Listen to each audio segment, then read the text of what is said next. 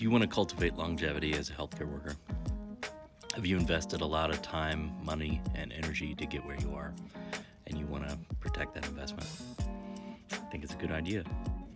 My name is Cody Huffstedler. I've been an inpatient palliative care chaplain for a little over a decade. Also hosted the Dying to Tell You podcast if you want to listen. There's really just a few things that I know well: Bible trivia, lyrics to songs and hymns sung by the Independent Churches of Christ in the 80s and 90s, how to lift weights and maintain a chubby physique. But there's a couple that might actually be useful to you.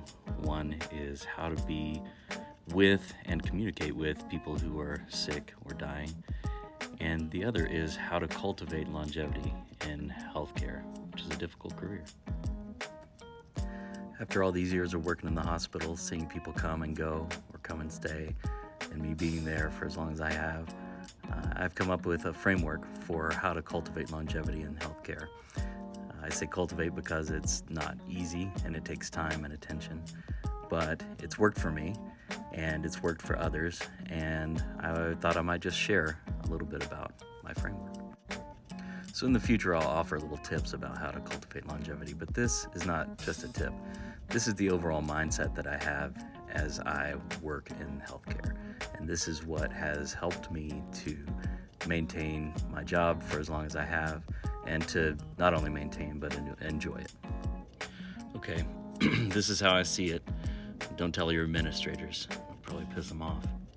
But the way I see it is there's primary and there's secondary work in healthcare. There's patient care, charting, medicine, all that stuff, and that's secondary work. The primary work is my self-work, and that self-work is developing awareness. I'll say it again in a different way.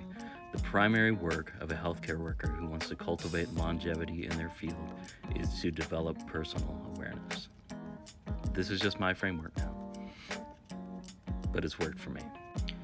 So for me, every time I walk into the hospital, I know I'm there primarily to work and grow as a person, to develop my personal awareness in service of everything else that I'm doing. Personal awareness, the primary work, makes me better at all of the patient care, the secondary work. And the secondary work, the patient care, is a tool in service of the primary work, helping me be a better, more aware person. Both the primary and the secondary work are very important, but if I focus my day on becoming better as a person and being more aware, I will always be better at the secondary work. What's fun about this is that the secondary work doesn't always work out the way I want it to. It doesn't always go well. I don't always succeed. But the primary work, it's always available to me, and I can always have success just by becoming aware when I'm not successful at the other work.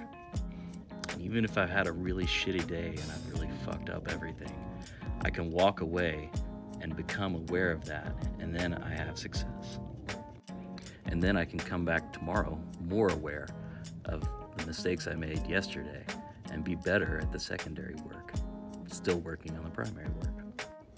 This is a long one. If you made it all the way here, congrats. I'd like to hear what people think about this.